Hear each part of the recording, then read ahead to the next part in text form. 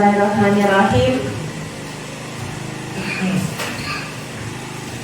Katam Bidara, Kecamatan Indah Berseri, alam berbudaya, adab tertata. Terima kasih kesempatan yang telah diberi. Assalamualaikum, saya mulakan kata. Assalamualaikum warahmatullahi wabarakatuh.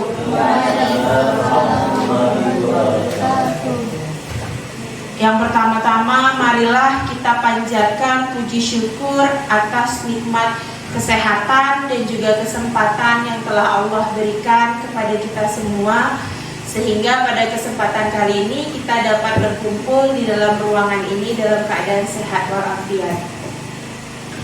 Tak lupa salawat beririkan salam kita hadiahkan kepada baginda Rasulullah dengan melafazkan Allahumma sholli ala Sayyidina Muhammad wa ala ali Sayyidina Muhammad. Baik, yang terhormat Bapak Kepala SMP Negeri 5 Senayan, Pak Suhaidir. Yang saya hormati Bapak Ibu Majelis Guru dan staf tata usaha yang hari ini telah meluangkan waktunya untuk berkumpul bersama di ruangan ini. Baiklah Bapak Ibu sekalian, pada kesempatan kali ini saya akan menyampaikan diseminasi tentang budaya positif yang telah saya pelajari selama diklat atau pendidikan calon guru penggerak ini. Baik Bapak Ibu, diseminasi ini merupakan aksi nyata yang saya lakukan pada modul pembelajaran saya, modul 1.4 tentang budaya positif. Mungkin Bapak Ibu tidak asing lagi dengan saya. Perkenalkan, saya Desi Mulyani, calon guru penggerak angkatan 10 SMP Negeri 5 Senayan, Kabupaten Lingga, Provinsi Kepulauan Riau. Baik Bapak Ibu, saya lanjutkan ke materinya. Nah, sebelum kita membahas tentang budaya positif, di sini saya akan menyampaikan terlebih dahulu tentang tujuan pendidikan. Menurut Ki Hajar Dewantara, pendidikan itu menuntun segala kodrat yang ada pada anak, yaitu kodrat alam dan kodrat zaman, agar mereka mencapai keselamatan dan kebahagiaan setinggi-tingginya, baik sebagai manusia maupun sebagai anggota masyarakat. Oleh karena itu, pendidik itu hanya dapat menuntun tumbuh dan hidupnya kekuatan kodrat yang ada pada anak-anak, agar dapat memperbaiki lakunya, bukan dasarnya hidup dan tumbuhnya kodrat anak. Dari sini dapat saya artikan sendiri Bapak Ibu, kita di sekolah ini bukan membentuk anak. Pada dasarnya anak itu sudah memiliki kodratnya sesuai dengan alam di mana anak itu tumbuh dan berkembang, dan juga sesuai dengan zamannya, dengan kemajuan teknologi seperti itu. Lalu selanjutnya, pendidikan di sini guru bertugas selaku penuntun. Kita menuntun kodrat yang ada pada anak. Jadi anak itu lahir bukan sebagai kertas putih, tetapi anak lahir sudah dengan kodratnya. Nah, kita di sini menurut Ki Hajar Dewantara bertugas menuntun anak sesuai dengan kodratnya untuk menebalkan lakunya. Jadi menebalkan tingkah lakunya seperti itu, dan juga kita agar dapat memperbaiki laku yang sudah ada pada dasarnya pada anak. Pada diseminasi kali ini saya akan menyampaikan tentang budaya positif itu sendiri. Di sini budaya positif di sekolah yaitu nilai dan kebiasaan di sekolah yang berpihak pada murid agar mereka dapat berkembang menjadi pribadi yang bernalar kritis, mandiri, bertanggung jawab, sesuai dengan profil pelajar Pancasila, sehingga terciptalah lingkungan dan budaya yang positif, yang nyaman dan menyenangkan di sekolah. Nah, pada kesempatan kali ini saya akan memaparkan bagaimana budaya positif yang saya tampilkan sekarang dapat kita wujudkan di sekolah kita ini. Baik Bapak Ibu, pada kesempatan kali ini konsep-konsep inti budaya positif yang akan saya sampaikan hari ini terkait yang pertama adalah perubahan paradigma. Yang kedua ini ada disiplin positif, ada nilai-nilai kebajikan universal, kebutuhan dasar, motivasi perilaku, posisi kontrol, keyakinan kelas, dan juga segitiga restitusi. Baik, yang pertama Bapak Ibu ada perubahan paradigma. Perubahan paradigma di sini dimaksudkan dalam membangun budaya positif, sekolah dapat menyediakan lingkungan yang positif, yang aman dan nyaman agar murid mampu berpikir, bertindak, dan mencipta dengan merdeka, mandiri, dan bertanggung jawab. Jadi dalam membangun budaya positif kita perlu memperhatikan bagaimana anak mampu memerdekakan dirinya, namun merdeka di sini bukan bersikap seenak-enaknya, namun mereka mampu merdeka, mampu belajar dengan sesuai karakternya seperti itu. Artinya mereka merdeka tapi tetap bertanggung jawab atas setiap tindakan yang mereka lakukan. Baik Bapak Ibu, di sini ada sebuah ya nanti akan ada tantangan tentang kepala tangan. Di sini dalam membangun budaya positif, sekolah Anda dan teman Anda akan melakukan kegiatan coba buka. Anda adalah A, tugas Anda adalah mengepalkan salah satu tangan Anda. Coba Anda bayangkan bahwa Anda menyimpan sesuatu yang sangat berharga di dalam kepalan tangan Anda. Anda perlu menjaga benda tersebut sekuat tenaga karena begitu penting untuk kehidupan Anda. Lalu tugas B sebagai rekan Anda adalah mencoba dengan segala cara untuk membuka tangan Anda. Teman Anda boleh membujuk, menghardik, memarahi, menggoda, menggelitik, bahkan menawari Anda uang agar Anda bersedia membuka kepalan tangan Anda. Baik, secara sederhananya seperti ini, Bapak Ibu sekalian sedang mengepalkan tangan. Di dalam kepalan tangan Bapak Ibu itu ada sesuatu yang sangat berharga dan penting bagi Bapak Ibu. Lalu saya di sini berusaha merayu, membujuk, ayolah dibuka. Kalau mau dibuka, saya mungkin menjanjikan memberikan uang atau membantu Bapak Ibu dalam hal-hal yang Bapak Ibu perlukan seperti itu. Nah, pertanyaannya di sini adalah apakah dengan rayuan dan bujukan yang saya berikan kepada Bapak Ibu mau membuka kepalan tangannya? Ya. Oke, Bu Fitri boleh. Bu Fitri tadi mengatakan bahwa Bu Fitri tidak mau ya membuka kepalan tangannya.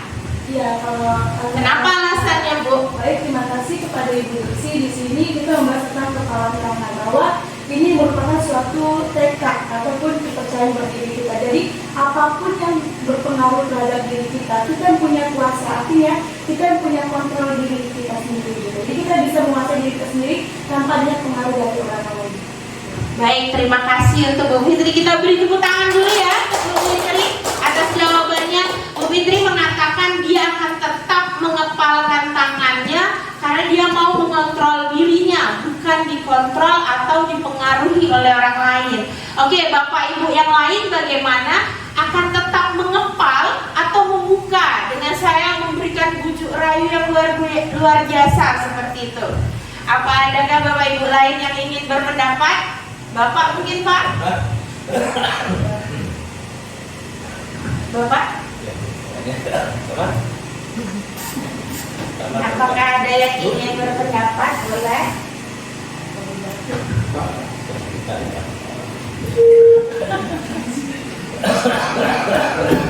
Baik, apakah Bapak Ibu ada yang ingin membuka kepalanya atau sepakat dengan Bu Fitri? Oke, Bu Sima sepakat. Bapak Ibu yang lain membuka atau sepakat? Sepakat. Oke, Bapak Ibu yang lain juga sepakat ya dengan Bu Fitri. Ya, benar sekali apa yang dikatakan Bu Fitri. Ketika kita punya sesuatu yang penting di dalam tangan kita dan teman kita membujuk rayu, meskipun dengan hadiah-hadiah tertentu, maka yang perlu kita lakukan karena ini penting, maka harus tetap kita kepal seperti itu. Karena kita harus punya kontrol terhadap diri kita, meskipun apapun yang dirayukan itu sangat kita inginkan, sangat kita impikan. Jadi kita punya kemampuan untuk mempertahankan diri dan mengontrol diri seperti itu. Baik Bapak Ibu, di sini ada perubahan paradigma yaitu teori kontrol, ada beberapa ilusi. Jadi ilusi di sini Bapak Ibu mungkin sudah sering mendengar ya, seolah-olah, seakan-akan seperti itu. Jadi teori kontrol kita terhadap murid di sini ada 4. Yang pertama, ilusi guru mengontrol murid. Kita di sekolah seolah-olah mengontrol apa yang ada pada murid, padahal sebenarnya kontrol itu tetap punya pada murid. Lalu pertanyaannya, kenapa hari ini kita bisa mengarahkan anak? Misalkan ada pada dirinya tidak ingin piket, Bapak Ibu datang ke kelas, lihat kelas kotor, nanya siapa yang piket hari ini? Si A angkat tangan dan sigap langsung mengambil sapu. Seolah-olah ilusinya kita mengontrol anak pada saat itu. Tapi sebenarnya anak yang sudah mengizinkan kita untuk mengontrol dirinya. Jadi kontrol itu tetap ada pada anak, dia ingin dikontrol atau tidak, seperti itu. Lalu yang kedua, ilusi bahwa semua penguatan positif, efektif, dan bermanfaat. Jadi kita beranggapan apa yang kita berikan kepada anak itu hal-hal positif itu efektif dan bermanfaat. Sebenarnya penguatannya itu kembali kepada si anak. Bagaimana proses dia menerima segala hal-hal positif yang kita berikan. Jadi kita diilusikan, kita berandai seolah-olah semua penguatan positif kita itu efektif dan bermanfaat. Lalu yang ketiga adalah ilusi bahwa kritik dan membuat orang merasa bersalah dapat menguatkan karakter. Jadi kadang kita membuat rasa bersalah seperti saat anak membuat kesalahan, kita membuat dia seperti kita ngajar nih di kelas, anak ribut dan tidak mencatat, kita berkata bahwa kasihanlah ibu sudah ngajar di depan, tapi kamu tidak memperhatikan. Itu rasa membuat anak bersalah. Oh iya, saya salah. Sebenarnya itu hanya sebuah ilusi menguatkan karakter. Karakter itu sebenarnya tertanam dan bertahap berubah pada anak itu sendiri. Selanjutnya ilusi yang keempat, ilusi bahwa orang dewasa memiliki hak untuk memaksa. Kembali sama seperti pada ilusi guru mengontrol murid, meskipun orang dewasa di sini kita menganggap bahwa orang yang sudah memiliki kemampuan untuk membedakan sesuatu yang benar dan sesuatu yang salah, tapi kembali lagi kita seakan-akan bisa memaksakan anak. Anak yang tidak mau belajar seolah-olah bisa kita paksa. Itu hanya sebuah ilusi. Pada dasarnya tetap kembali kepada anak. Kita paksa bagaimanapun, kalau pada dirinya tidak ingin belajar, maka akan tetap terbentuk sifat anak yang malas belajar seperti itu. Nah, untuk membentuk karakter yang tepat pada anak dan ilusi teori kontrol ini dapat berpengaruh pada anak, apa yang kita perlukan adalah di sini. Kita memerlukan disiplin. Disiplin yang kita harapkan terbentuk dari si anak langsung, yang sudah tertanam di dalam diri anak itu sendiri. Baik, di sini ada pertanyaan Bapak Ibu, apa makna kata disiplin? Kita hari-hari sudah sering ya mengatakan anak, nah ayo disiplin, ayo bersikap disiplin. Nah, disiplin seperti apa sebenarnya itu? Baik, Bapak Ibu, di sini ada disiplin positif. Jadi disiplin positif ini berasal dari kata Latin disiplina yang artinya belajar. Makna asal dari kata ini berkonotasi dengan disiplin dari murid secara dari murid Scott dan Plato. Disiplin diri membuat orang menggali potensi menuju sebuah tujuan apa yang dihargai. Namun dalam budaya kita, makna kata disiplin telah berubah menjadi sesuatu yang dilakukan seseorang pada orang lain untuk mendapatkan kepatuhan. Jadi di sini kita sudah mengartikan dengan hal lain. Padahal awalnya disiplin itu dimaknai sebagai belajar oleh Scott dan Plato.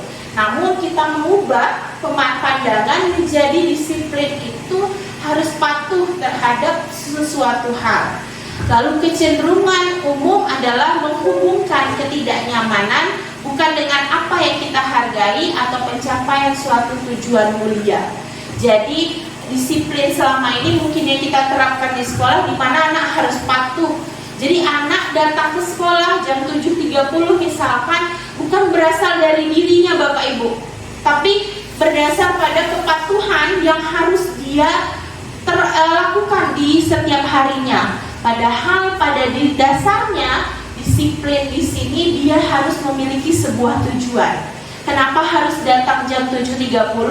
Tujuannya agar dia bisa masuk jam pelajaran dan mengikuti pelajaran sebagaimana mestinya, sehingga si anak itu sendiri dapat menggali potensi dirinya, bukan sekedar 7.30 datang karena sebuah kepatuhan seperti itu.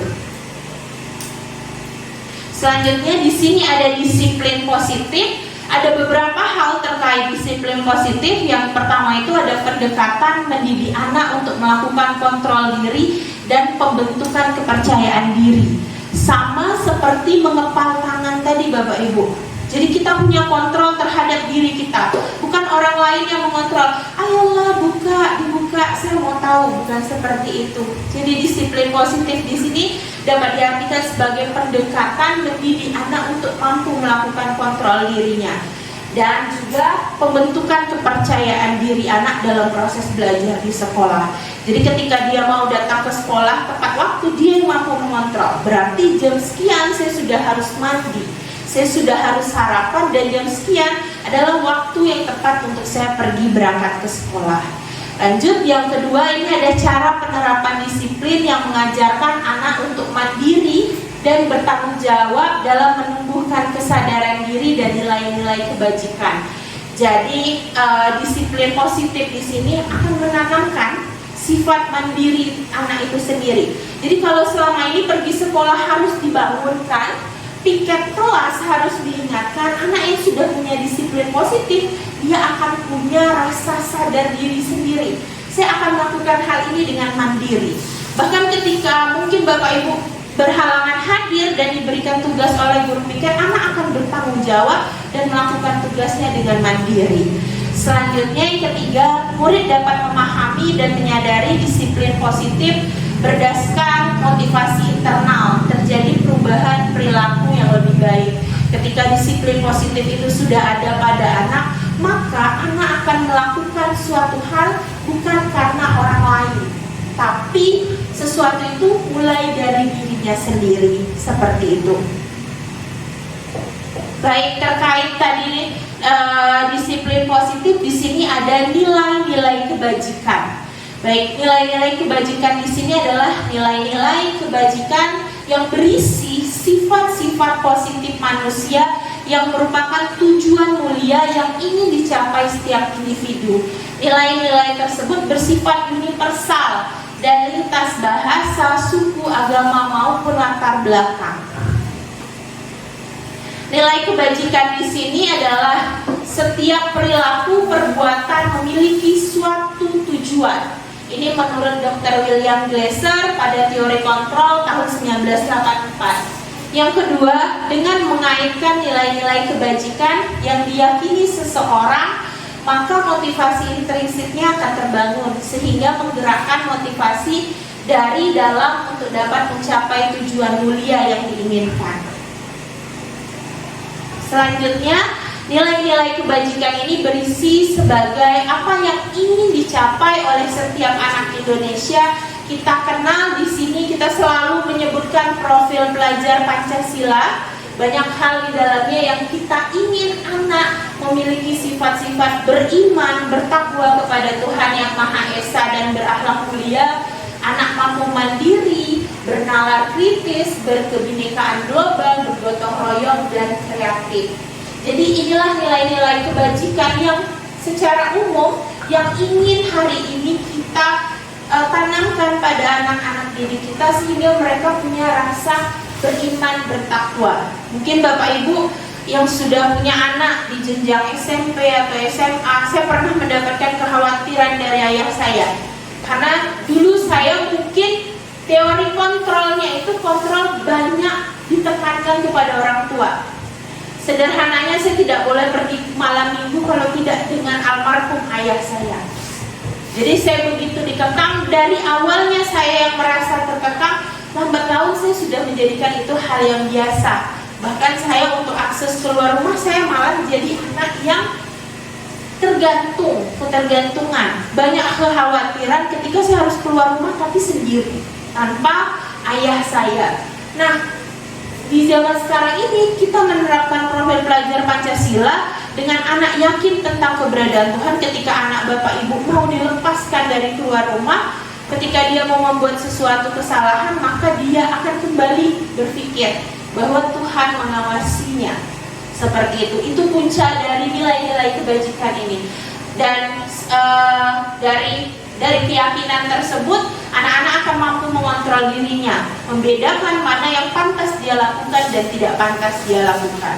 Dan profil pelajar Pancasila di sini juga menuntun anak menjadi anak yang mandiri. Sesuai yang digaung-gaungkan, kita ingin adanya merdeka belajar pada seluruh peserta didik yang ada di Indonesia ini. Mampu bernalar kritis, memiliki kebinekaan global, bergotong royong dan juga kreatif. Nah, terkait ada beberapa hal yang harus terpenuhi dari anak itu sendiri, kebutuhan dasar manusia. Nah, menurut Bapak Ibu yang ada di ruangan ini, yang Bapak Ibu sendiri rasakan, kebutuhan-kebutuhan yang Bapak Ibu punya itu apa saja kira-kira? Apakah ada yang ingin berpendapat? Boleh? Kebutuhan mungkin tidak perlu membayangkan yang jauh, yang hari ini mungkin Bapak Ibu rasakan di pagi ini saja. Kira-kira kebutuhan apa ya yang Bapak Ibu perlukan untuk dapat sampai ke sekolah ini? Mungkin Bu Sima, di pagi hari kira-kira kebutuhan apa yang Bu Sima perlukan untuk dapat sampai ke sekolah tepat waktu?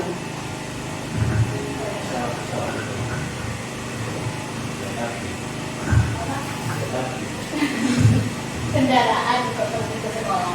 Ya, Bu Sima di sini memerlukan kendaraan untuk bisa tiba ke sekolah tepat waktu ya Bu Sima, karena lokasinya jauh. Jadi di sini kendaraan sudah menjadi kebutuhan Bu Sima. Bagaimana Bu Sima kalau tidak ada motor di pagi hari untuk ke sekolah? Masih bisa datang tepat waktu mungkin Bu Sima? Oh ya, tidak bisa ya Bu Sima karena lokasi yang jauh. Jadi kita dapat simpulkan di sini, bagi Bu Sima tiap pagi motor ini adalah suatu kebutuhan. Mungkin Bu Midar, kalau Bu Midar pagi-pagi butuhnya apa? Sarapan. Benar. Bu Midar bilang Bu Midar butuh sarapan. Gimana perasaan kita kalau ngajar dalam kondisi lapar Bapak Ibu? Mungkin anak ngomong di belakang ya, perut kita juga ngomong di dalam, rasa-rasa lapar. Berarti di sini kalau Bu Midar sendiri itu kebutuhannya di pagi hari dia butuh sarapan. Bapak Ibu yang lain mungkin? Boleh Bu Fitri? Kalau saya pertama kebutuhan makanan hidup. Oh iya. Hidup seperti kayak bisa hidup kesehatan, makan, minum, kebutuhan rasa kasih sayang, rasa pada keluarga. Iya benar, kasih sayang luas ya Bu Amir. Iya, kebutuhan pada kesenangan juga. Betul benar Bu Amir. Kita perlu senang, perlu bahagia, perlu sayang. Iya, benar sekali yang Bu Amir bilang. Kita punya kebutuhan rasa, mungkin saat sakit perlu ya ditanya ya, biar niat hidupnya panjang. Mungkin sakit, ya udah minum obat, itu juga bentuk perhatian kasih sayang yang kita perlukan. Tadi Bu Pet bilang juga kita butuh kesehatan, benar. Kalau misalnya sakit nih, pasti kita ke sekolah sudah kesulitan. Mungkin kita akan terbatas dalam berbicara, mungkin berdiri terasa goyang. Nah itu kebutuhan-kebutuhan yang Bapak Ibu sampaikan. Nah di sini memang pada dasarnya manusia punya kebutuhan dasar. Seperti Bu Sima katakan, Bu Sima butuh kendaraan untuk datang ke sekolah tepat waktu. Bu Midar butuh nutrisi dari makanan untuk dapat mengajar di pagi hari. Bu Fitri bilang kita butuh kebutuhan kesehatan, juga kesenangannya Pak Suhaidir. Kalau datang ke sekolah Ngerasain juga perasaannya Pak Zuhaidir? Kata Pak Zuhaidir ditinggal bare. Kadang Pak menggerutu tuh di akhir bulan Pak, atau di awal bulan ya Bu, transferan lama masuk itu juga kebutuhan ya. Ya, transferan dari dinas itu juga sebuah kebutuhan seperti itu. Baik, kita semua punya kebutuhan karena pada dasarnya manusia memang punya kebutuhan dasar. Di sini kebutuhan dasar manusia setiap orang itu berbeda-beda. Di pagi hari saya nggak perlu kendaraan Bapak Ibu, saya butuh kesehatan untuk datang ke sekolah karena rumah saya dekat. 5 menit dari sekolah, nggak 5 langkah. Bupit lebih ya, Bupit 5 langkah ya. Bu Diana juga lebih. Nah, kita punya beda-beda. Ada yang Bu di sini badannya besar, energinya banyak ya, amin. Saya punya banyak cadangan lemak yang bisa dibakar kembali jadi energi seperti itu. Beda sama Bu Widar. Bu Binar harus mengurus bocil ya Bu Widar, 2 orang di rumah. Pakai baju mau kelahi ya Bu Widar. Jadi beda kebutuhannya. Nah, kita harus berusaha memahami pada pandangan orang lain tentang dunia. Setiap orang memiliki gambaran yang berbeda. Kebutuhan dasar manusia ini adalah segala sesuatu yang kita lakukan untuk mendapatkan apa yang kita inginkan. Kita ingin tubuh sehat, maka kita akan makan makanan yang bergizi. Kita butuh hiburan, mungkin kita butuh liburan, atau kita yang di pulau ini karena healingnya lihat pantai udah cukup ya. Pak Mar mungkin pergi nyandet sudah healing ya Pak Mar, lihat ombak ya Pak Mar. Nah, itu juga salah satu kebutuhan kesenangan yang kita inginkan seperti itu. Ya, mungkin butuh kasih sayang juga ya Pak Zuhaidir. Ya, Bu Fitri. Baik, seluruh tindakan yang kita lakukan memiliki tujuan tertentu dan semua usaha terbaik yang kita lakukan adalah dalam rangka agar kebutuhan dasar terpenuhi dengan baik. Tidak makan pagi hari maka lemas atau lapar sampai siang hari. Badan tidak sehat maka kita tidak akan nyaman melakukan aktivitas. Seperti kita lihat Bapak mungkin lagi kondisi kurang sehat ya Pak. Ibu-ibu kita doakan ya semoga Pak Zuhaidir cepat sehat, hilang batuknya. Jadi ketika kebutuhan dasar ini tidak terpenuhi Bapak Ibu, akan ada tujuan-tujuan kita yang tidak tercapai seperti itu. Nah, apa saja sih kebutuhan dasarnya? Ini kebutuhan dasar yang sudah Bapak Ibu katakan tadi, bertahan hidup, ada kebutuhan bertahan hidup. Memang benar Pak, ada kebutuhan kasih sayang dan rasa diterima. Iya benar. Tidak hanya yang ini ya, Sudah menikah ya Bu? iya yang belum menikah juga butuh rasa kasih sayang. Iya, rasa diterima. Iya. Selanjutnya ini ada kebutuhan akan penguasaan. Ada kebutuhan akan kebebasan. Dah benar nih yang Bu Fitri bilang, kita butuh kebebasan untuk kesenangan. Jadi nggak mungkin hari-hari hidup kerja saja, kita juga butuh kesenangan. Ternyata kesenangan ini sendiri adalah kebutuhan dasar manusia yang harus dimiliki agar tujuannya dapat tercapai. Baik, di sini maaf.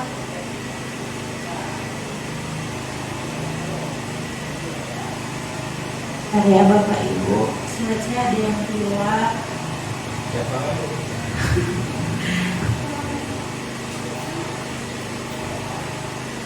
Ini baik, tidak apa-apa. Saya ada menyiapkan ini, cuma mungkin terhapus mungkin saat saya menambahkan slide. Baik, akan saya sampaikan langsung saja.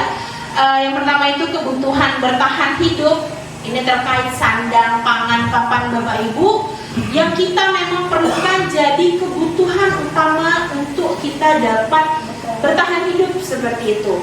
Mungkin terkait makanan, tempat tinggal, dan pakaian yang hari ini kita pakai.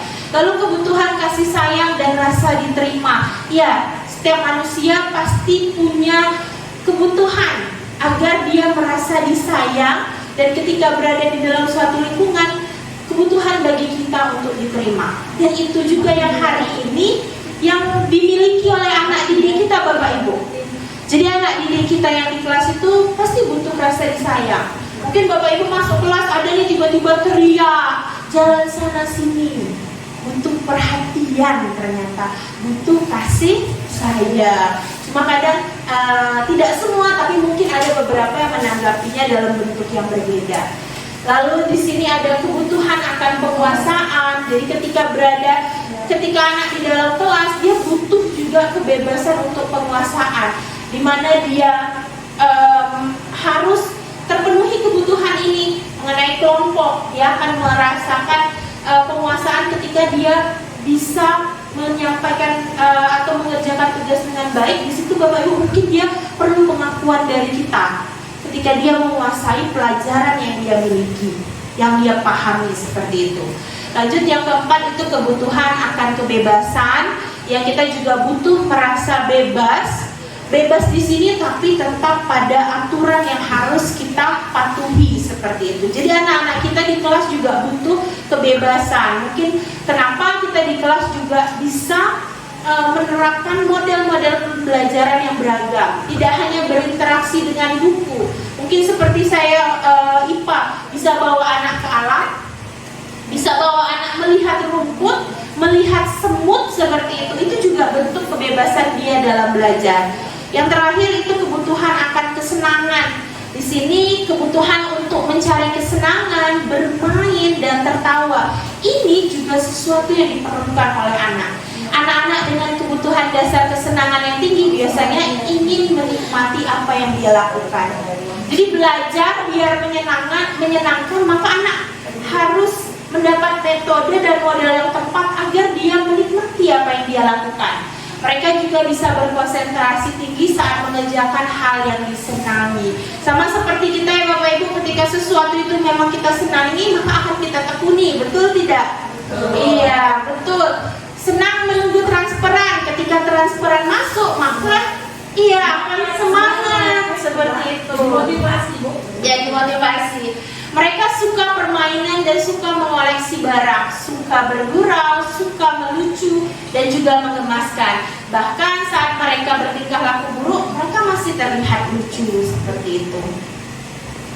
Baik Bapak Ibu, di sini saya melakukan aksi nyata untuk mengetahui kebutuhan dasar anak. Saya menyebarkan angket yang menanyakan terkait kebutuhan anak itu terpenuhi atau tidak. 5 kebutuhan yang telah saya sampaikan itu saya sajikan dalam bentuk angket, dan anak melakukan pengisian angket untuk saya dapat mengetahui apakah kebutuhan tersebut terpenuhi. Ini gambaran angket yang telah diisi dan foto anak yang sedang mengisi angket. Baik Bapak Ibu, kita beranjak dari motivasi perilaku manusia. Terkadang kita melakukan sesuatu itu ada orang sering bilang faktor X. Faktor X di sini adalah motivasi itu sendiri. Jadi ketika kita melakukan sesuatu tanpa motivasi, maka mungkin sesuatu itu akan menjadi berat dan sulit untuk kita capai. Ternyata motivasi perilaku manusia itu ada 2 Bapak Ibu. Ada yang eksternal, berasal dari luar, dan ada juga internal yang berasal dari dalam diri. Baik, motivasi eksternal itu sendiri di sini dapat dikaitkan sebagai untuk menghindari ketidaknyamanan atau hukuman. Di sini ada kalimat pertanyaan yang menggambarkan motivasi internal. Apa yang akan terjadi apabila saya tidak melakukannya? Berarti ini faktornya adalah faktor dari luar, maka motivasi yang terbentuk pada diri seseorang akan juga berasal dari luar, hanya sebatas untuk menghindari ketidaknyamanan atau hukuman. Jadi ketika anak membersihkan kelas, motivasinya membersihkan kelas biar Bu Desi masuk tidak marah-marah dan menghukum. Guru piket mengecek kelas supaya tidak dihukum. Berarti besar pengaruh dari luar agar dia tidak dihukum, seperti itu. Atau dapat juga kita artikan sebagai untuk mendapat imbalan atau penghargaan dari orang lain. Apa yang akan saya dapatkan apabila saya melakukannya? Itu adalah motivasi yang berasal dari luar. Nah, yang kedua itu adalah motivasi yang berasal dari dalam diri sendiri atau kita sebut sebagai motivasi internal untuk menjadi orang yang diinginkan dan menghargai diri sendiri dengan nilai-nilai yang mereka percaya. Saya akan menjadi orang yang seperti apabila saya melakukannya. Jadi anak akan menyapu kelas dengan bersih karena dia yakin kebersihan itu sebagian dari iman misalkan. Jadi ketika dia sampai ke sekolah tahu jadwalnya piket tanpa diingatkan guru piket, guru mata pelajaran yang pertama atau wali kelas, anak sudah sadar sendiri, dia punya keyakinan bahwa kebersihan itu sebagian dari iman, itu dia akan membersihkan ruangan tersebut.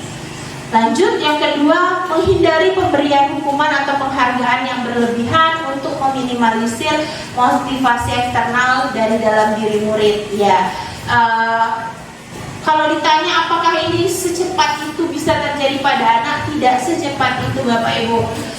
Butuh proses hingga motivasi internal ini tumbuh. Tidak bisa saya katakan, Bapak Ibu hari ini saya masuk modul budaya positif. Sebulan ini saya menerapkan budaya positif, besok anak-anak sudah punya motivasi internal. Tidak, mungkin tidak bisa secepat itu karena kemampuan setiap orang berbeda. Mungkin ada yang bisa karena dia punya rasa percaya, punya rasa untuk menghargai lingkungannya sendiri. Tapi bagaimana motivasi internal ini bisa tertanam, itu mungkin akan kita bahas selanjutnya di luar ruangan ini. Apa saja yang harus kita terapkan pada anak. Mungkin tidak sebentar Bapak Ibu, bisa setahun, 2 tahun, atau 3 tahun untuk meningkatkan atau memunculkan motivasi internal dari dalam diri anak. Baik, selanjutnya di sini saya akan menyampaikan tentang hukuman, konsekuensi, dan juga restitusi. Nah, Bapak Ibu sendiri mungkin sudah tidak asing ya tentang hukuman, konsekuensi, dan juga restitusi. Baik, di sini saya menyampaikan perbedaan ketiganya. Yang pertama itu tentang hukuman. Hukuman ini sifatnya tidak terencana atau tiba-tiba. Jadi kita menghukum anak biasanya spontan ketika si anak melakukan kesalahan. Murid tidak tahu apa yang akan terjadi dan tidak dilibatkan dalam penentuan hukuman apa yang akan anak dapat ketika melakukan pelanggaran. Selanjutnya, hukuman itu bersifat satu arah. Bersifat satu arah artinya si anak hanya dapat mengenai hukuman ini dari si guru. Jadi terkadang hukuman ini akan sifatnya berasal dari guru tapi tidak bisa menerima dari anak itu sendiri. Jadi tidak ada kesepakatan hukuman apa yang akan didapat karena guru langsung yang menentukan hukumannya seperti itu. Hukuman yang diberikan bisa berupa fisik maupun psikis. Murid disakiti oleh suatu perbuatan atau bahkan kata-kata. Seperti itu. Sementara konsekuensi di sini terencana atau disepakati sesuai peraturan.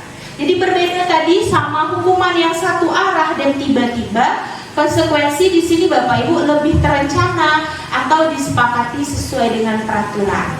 Murid dibuat tidak nyaman. Sikap guru yang selalu memonitor murid. Apa yang anak lakukan itu kita monitor.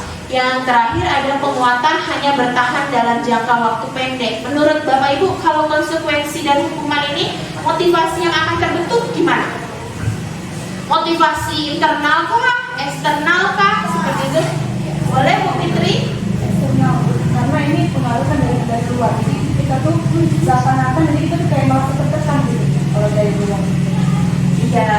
Berarti kalau misalkan kedepannya dia melanggar lagi, berarti hanya kalaupun dia patuh berarti hanya sekedar dari orang lain, takut dihukum guru, ya, bukan berasal dari diri kita sendiri. Nah, yang ketiga Bapak Ibu di sini ada restitusi. Mungkin saya sendiri juga asing awalnya mendengar restitusi. Restitusi di sini merupakan sebuah pilihan ketika kita mau memberi hukuman kepada anak. Jika tadi si hukuman satu arah, restitusi ini bisa Bapak Ibu bangun dua arah. Artinya kita bisa dapat kesepakatan dari anak. Nah, harapan di sini mau memunculkan motivasi internal. Karena apa Bapak Ibu? Karena restitusi ini akan dibangun dari kesepakatan kelas dan berdasarkan keyakinan anak-anak tentang nilai-nilai universal yang akan, nilai-nilai kebajikan yang akan diterapkan. Lalu di sini ada menguatkan untuk murid anak dalam jangka waktu panjang. Murid dan anak mendapatkan penguatan, masalah terpecahkan, murid belajar bertanggung jawab untuk perilaku. Nah, menurut Bapak Ibu, dari hukuman, konsekuensi, restitusi, mana kira-kira yang paling kita harapkan dapat kita terapkan di sekolah? Boleh Bu Fitri? Kondisinya kawan-kawan kita mau mendapat. Ya, boleh Bu Fitri. Ini pendapat saya, menurut saya adalah restitusi. Kenapa restitusi? Karena di sini anak yang langsung memunculkan motivasi dari dalam diri mereka sendiri. Jadi mereka itu bagaimana berusaha untuk merubah diri mereka sendiri. Gitu. Jadi tanpa dia pengaruh dari orang lain gitu. Jadi mereka tahu mereka itu salah dan tahu bagaimana nanti mereka tuh menyelesaikan masalah mereka sendiri. Jadi mereka tuh dilibatkan menjadi orang yang bertanggung jawab gitu. Baik, terima kasih Bu Fitri, jawabannya sangat bagus. Kita beri tepuk tangan dulu ya Bapak Ibu untuk Bu Fitri.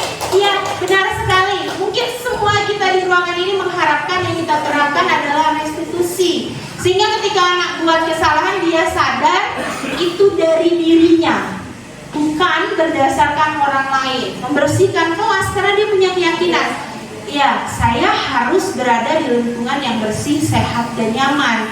Bukan saya harus bersihkan kelas karena nanti guru saya akan marah ketika kelas itu kotor. Seperti itu. Oke Bapak Ibu, apakah masih bersemangat? Semangat. Oke, saya ada sedikit games ini untuk mengobati kantuk kita. Karena dari tadi mungkin banyak dari saya yang ngomong. Nah, kita akan belajar tentang, kita akan games tentang makhluk hidup. Air, udara, dan laut. Laut, darat, dan udara. Jadi di sini kata kuncinya, ketika saya tunjuk, Bapak Ibu harus cepat menyebutkan hewan, 4 hewan yang ada di lingkungan tersebut.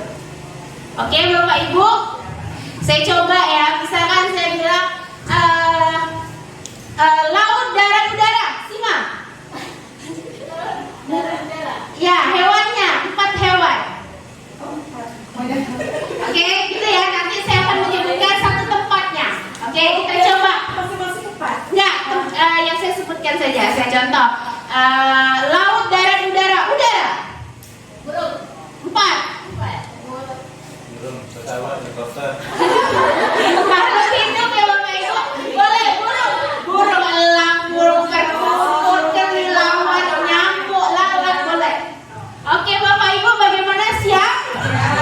Oke, jawabnya harus cepat ya Bapak Ibu.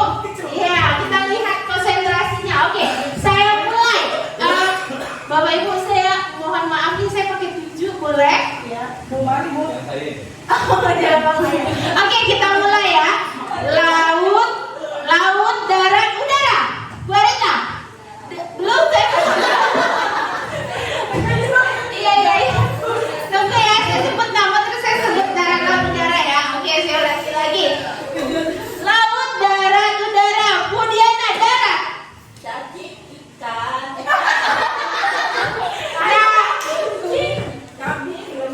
Iya, ikannya Bu Diana ternyata bisa jalan di darat. Tapi Bapak Ibu ada ikan belontok, atau ikan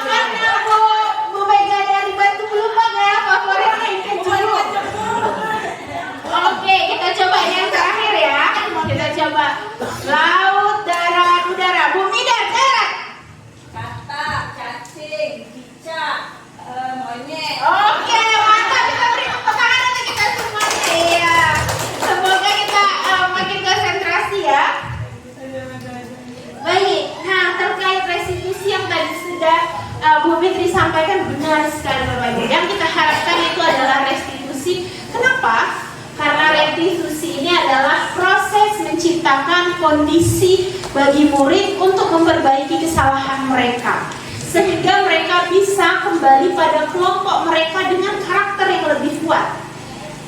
Dan restitusi juga merupakan proses kolaboratif yang mengajarkan murid untuk mencari solusi dari masalah mereka.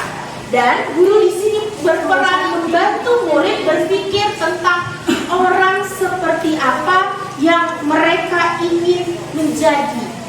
Jadi di sini kenapa dia harus disiplin itu karena dia ingin menjadi seseorang yang bla bla. Bukan menghindari ketidaknyamanan atau hukuman dari guru.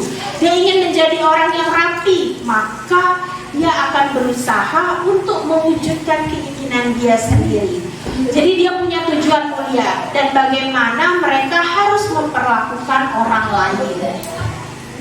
Baik Bapak Ibu, ini 9 ciri-ciri dari restitusi, bukan untuk menebus kesalahan, namun untuk belajar dari kesalahan. Untuk memperbaiki hubungan, ini adalah tawaran, bukan paksaan. Jadi ketika kita mau menyelesaikan masalah, si anak bilang, saya akan minta maaf Bu sama si A yang sudah saya sakiti.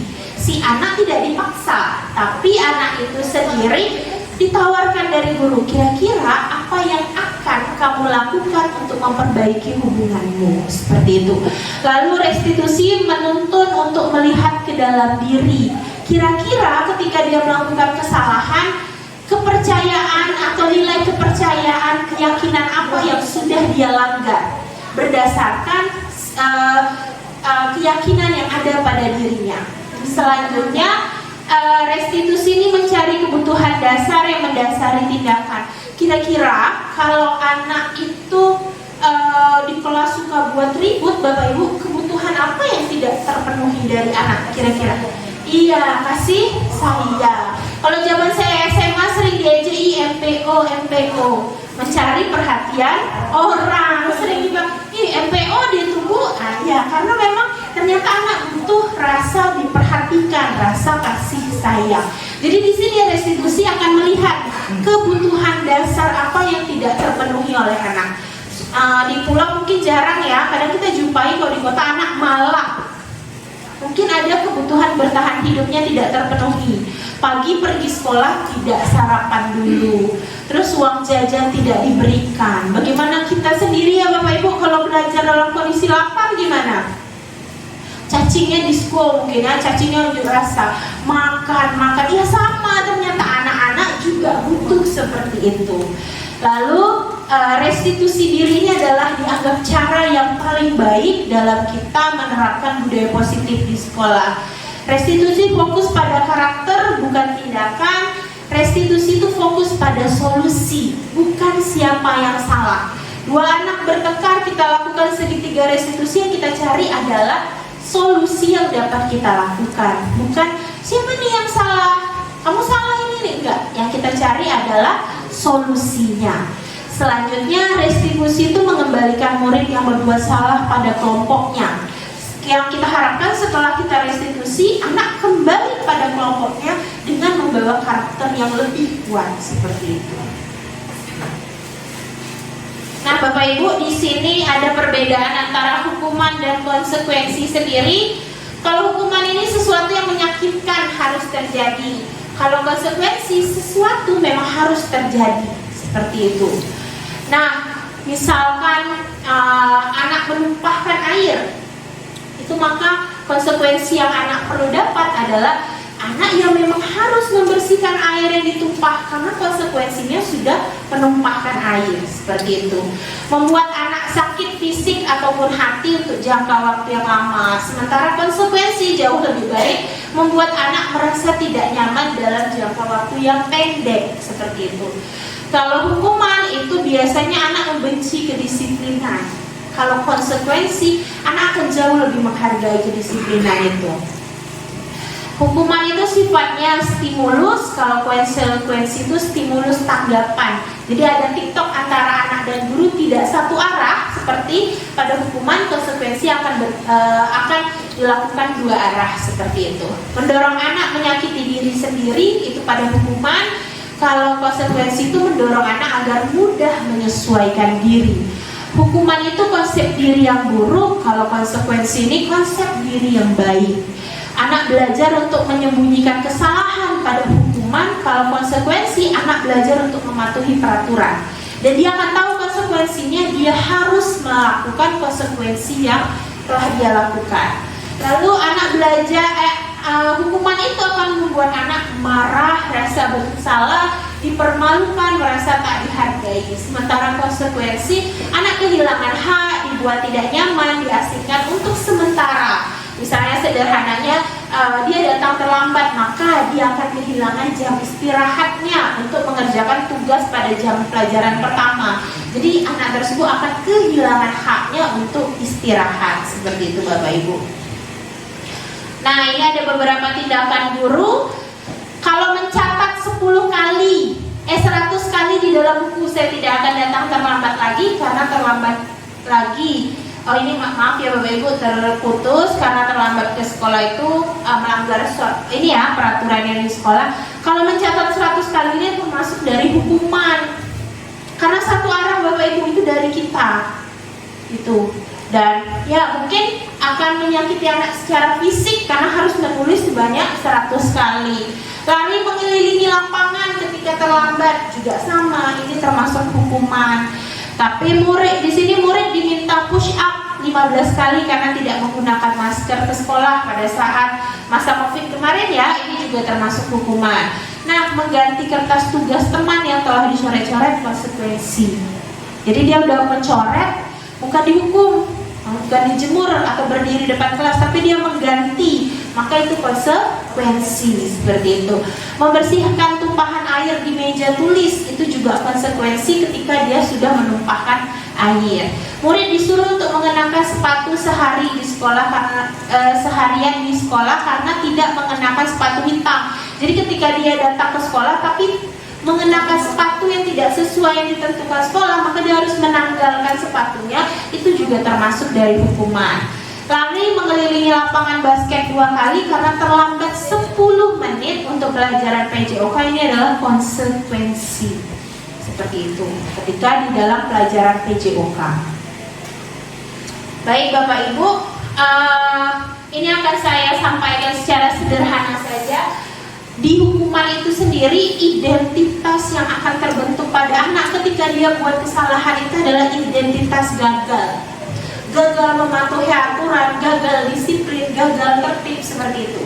Sementara kalau pada konsekuensi restitusi, maka yang terbentuk adalah disiplin pada anak, tapi di sini akan membangun identitas sukses.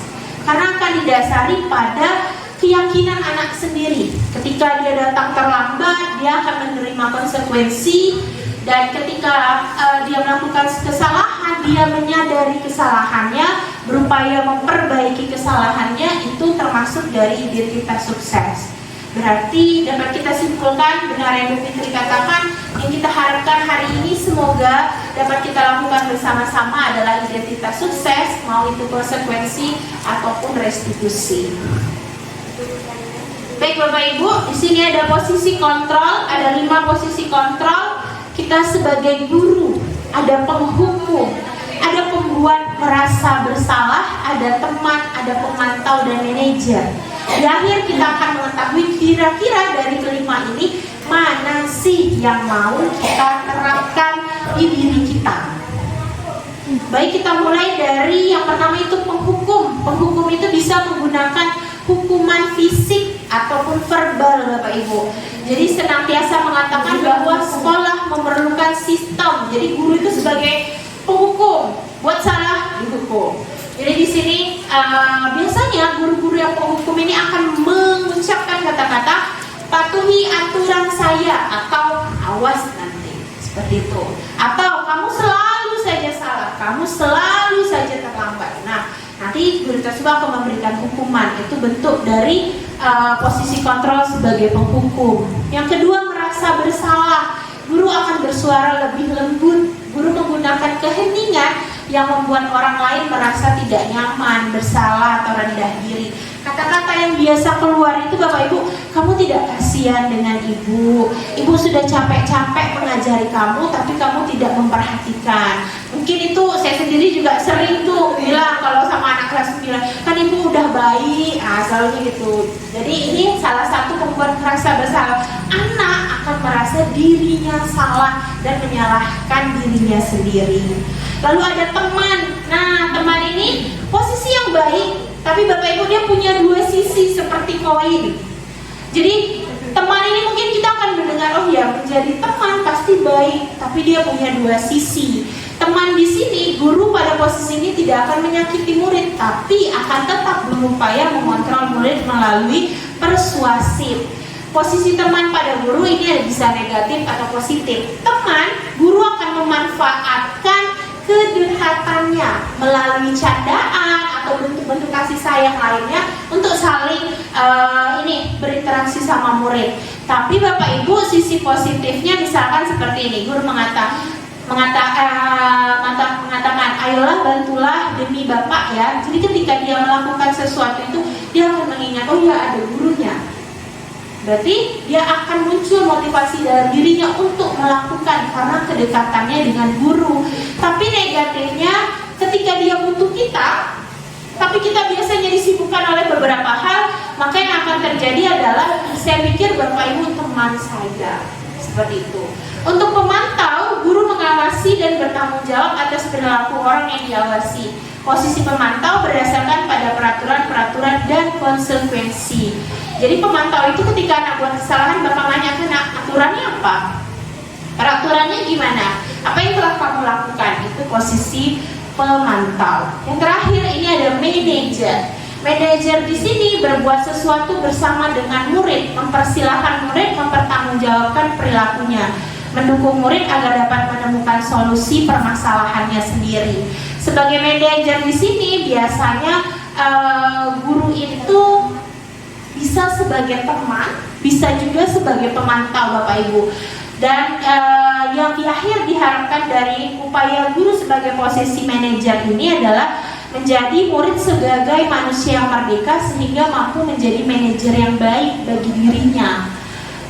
Biasanya kalimat yang disampaikan, apakah yang kita yakini? Jika kamu meyakininya, apakah kamu bersedia memperbaikinya? Jadi kita di sini tidak menghukum, tidak memberi konsekuensi dan sebagainya. Kita mengembalikan kepada anak keyakinan apa yang dia punya. Ketika dia buat kesalahan apa yang sudah dia langgar.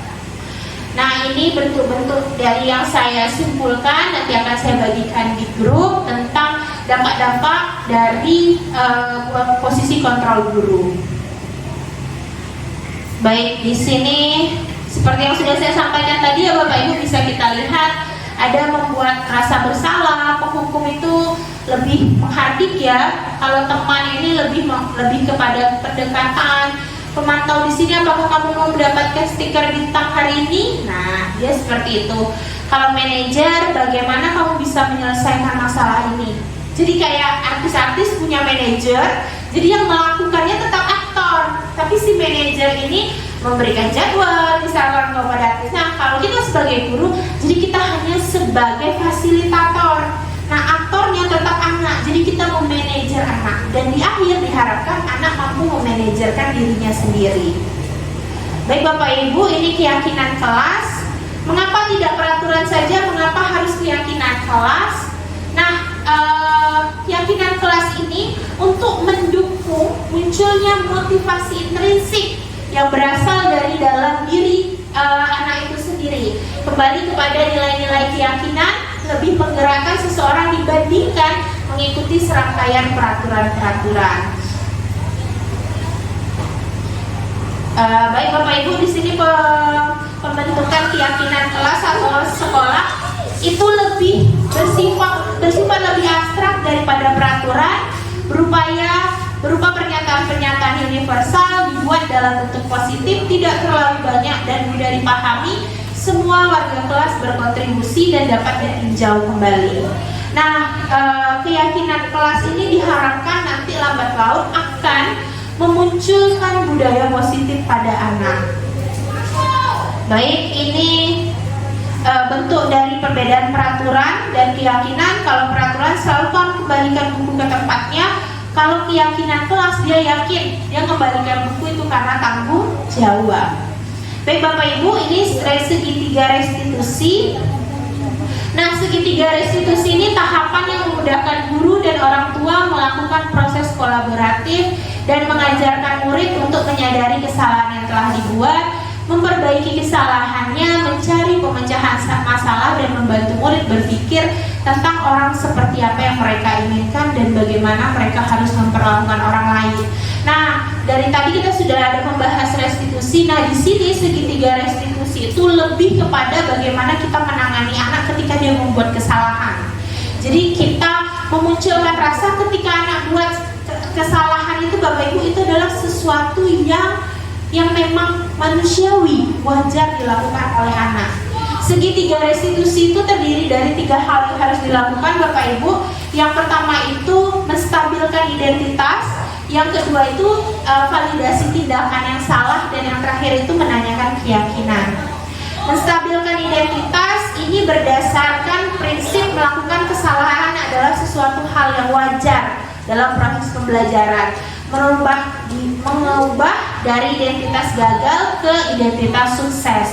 Jadi ketika anak buat kesalahan, kita menstabilkan identitasnya bahwa setiap manusia wajar membuat kesalahan. Yang kedua ada validasi tindakan yang salah. Di sini guru mengubah pandangannya dari stimulus respon menjadi berpikir proaktif. Berpikir proaktif di sini kita akan memperhatikan kebutuhan dasar apa yang tidak terpenuhi oleh anak. Lalu guru memahami alasan tindakan yang dilakukan dan kebutuhan yang harus dipenuhi. Yang keempat itu menanyakan keyakinan. Murid diberikan pertanyaan-pertanyaan bermakna untuk membangun motivasi murid secara internal, menghubungkan pada nilai-nilai yang murid percaya dan menjadi orang yang ia inginkan, menanyakan keyakinan anak dengan keyakinan kelas atau keluarga terhadap tindakannya yang salah. Ini saya ada, ini Bapak Ibu, ada sebuah aksi nyata yang saya lakukan.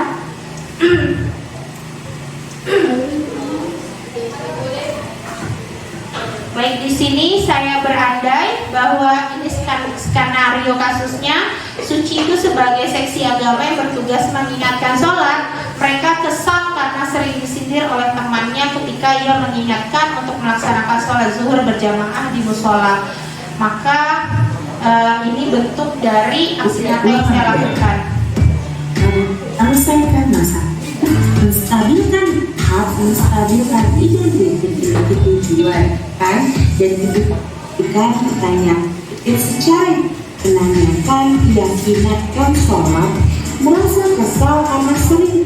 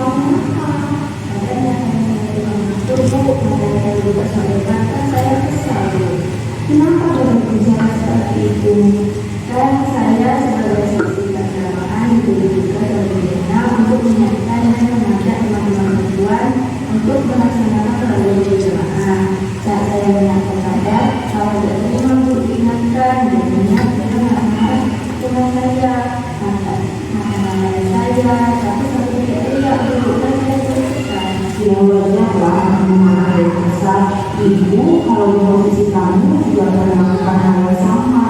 Lalu apa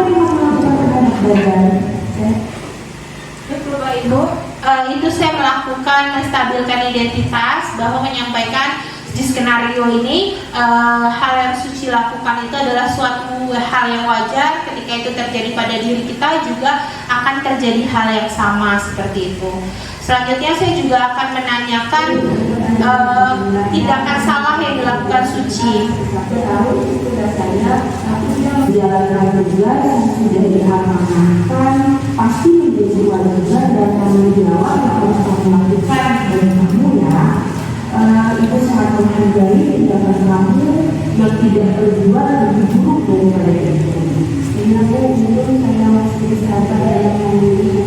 Baik Bapak Ibu, di sini Suci sadar sendiri kesalahan yang telah dia lakukan. Jadi ini bentuk dari validasi tindakan yang salah.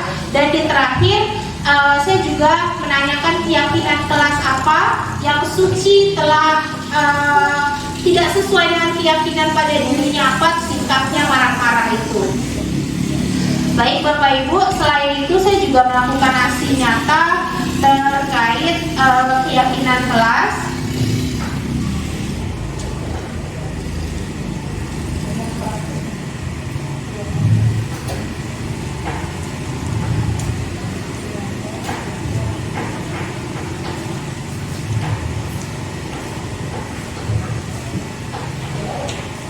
Assalamualaikum warahmatullahi wabarakatuh.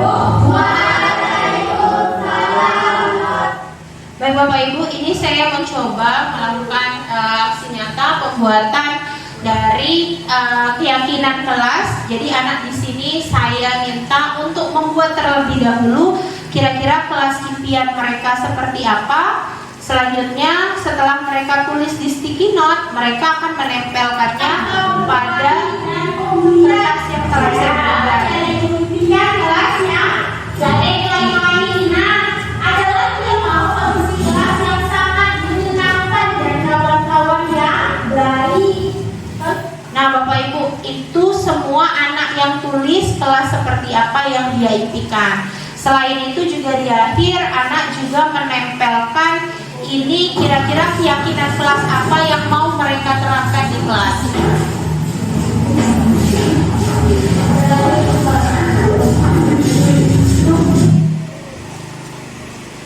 Nah, keyakinan kelas yang sudah ditempel di depan itu pada konteks sehari-harinya harus kita tempelkan di kelas sebagai bentuk keyakinan kepada anak. Baik Bapak Ibu, itu aksi nyata yang telah saya lakukan pada budaya positif ini. Saya membuat angket terkait kebutuhan dasar. Saya juga melakukan segitiga restitusi dan ini saya membuat sebuah keyakinan kelas.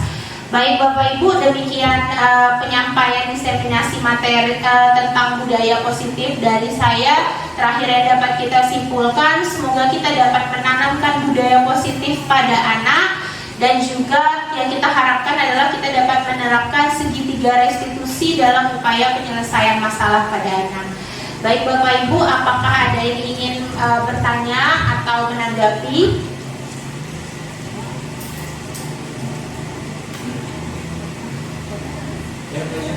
Ada yang mau bertanya? Kesiswaan.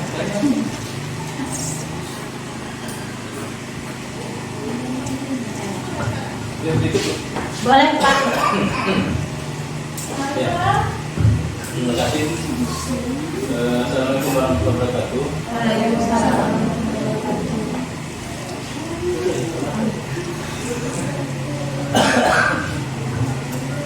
Ya, jadi alhamdulillah sama-sama kita menyaksikan apa yang dari Bapak Presiden terkait dengan budaya positif. Saya pikir ini sangat baik sekali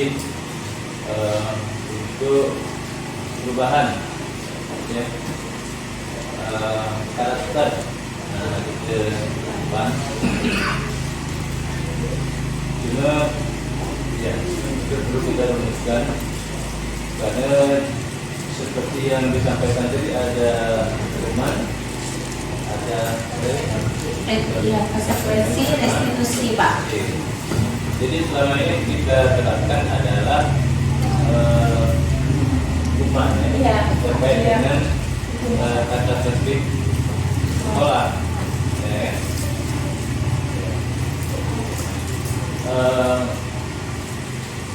memang pada dasarnya sekolah itu mempunyai peraturan akademik dan tata tertib sekolah. Saya kalau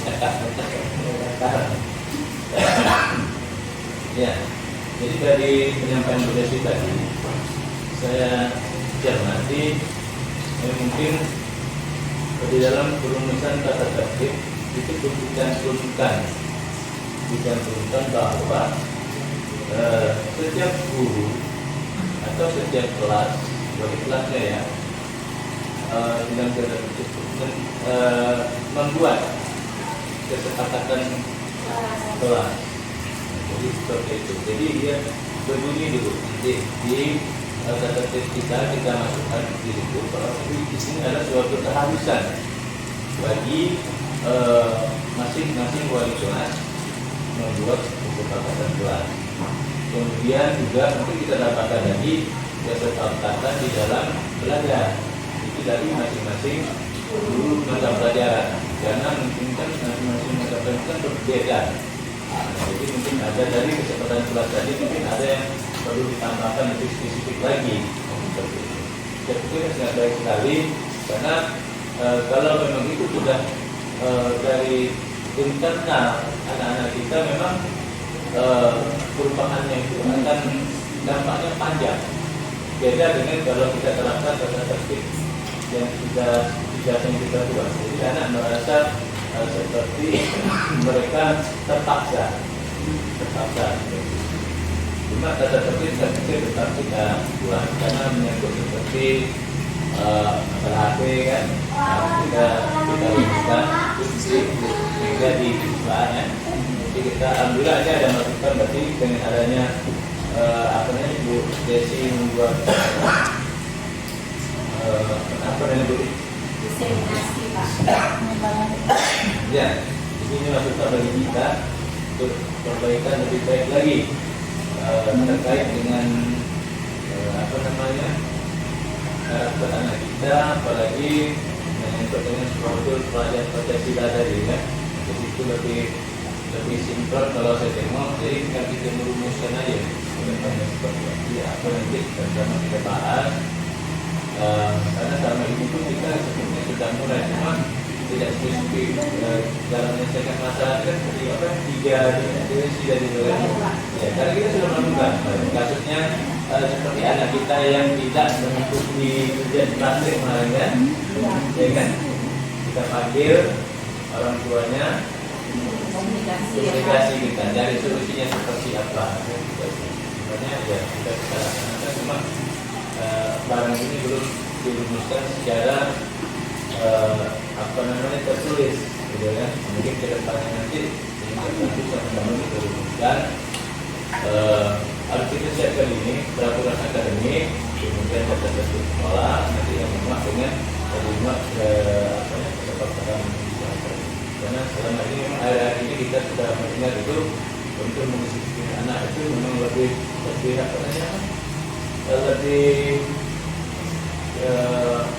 tepat sasaran lagi kalau digunakan dengan ya, jadi seperti kita adakan pelatihan ini gitu, setiap hari pelatihan tidak buat kesepakatan kelas gitu. Jadi ya kita dengan buat, tapi kalau kita melanggar kita menerima konsekuensinya. Ini kalau terlambat terus ditepuk tangan gitu kan. Jadi itu sedikit dari saya. Jadi ini Bu Desi, ini program ini boleh ya. Nanti ya kita tidak lagi, kemudian nanti ini menjadi sebuah sebuah yang bisa kita aplikasikan. Ya, Bapak Ibu juga aplikasikan dalam apa yang kita lakukan. Itu saja. Terima kasih. Saya akhiri dari Budaya. Waalaikumsalam warahmatullahi wabarakatuh. Terima kasih kepada Pak Kepala Sekolah atas tanggapannya. Semoga kita ke depannya ya Bapak Ibu dapat menerapkan budaya positif ini terkait restitusi dan juga keyakinan kelas di sekolah kita. Pembentukan karakter pada anak mungkin tidak bisa dilakukan dalam sehari 2 hari atau seminggu 2 minggu, sebulan atau 2 bulan. Memang butuh waktu yang lama, tapi yang kita harapkan motivasi yang terbangun adalah secara internal. Baik Bapak Ibu, demikian penyampaian dari saya. Apabila dalam penyampaian terdapat sikap dan ucapan yang tidak pada tempatnya, saya mohon maaf. Izinkan saya mengakhiri pertemuan kali ini dengan sebuah pantun. Intan berlian bertabur selasih, disusun rapat di atas batu. Cukup sekian, terima kasih. Assalamualaikum warahmatullahi wabarakatuh.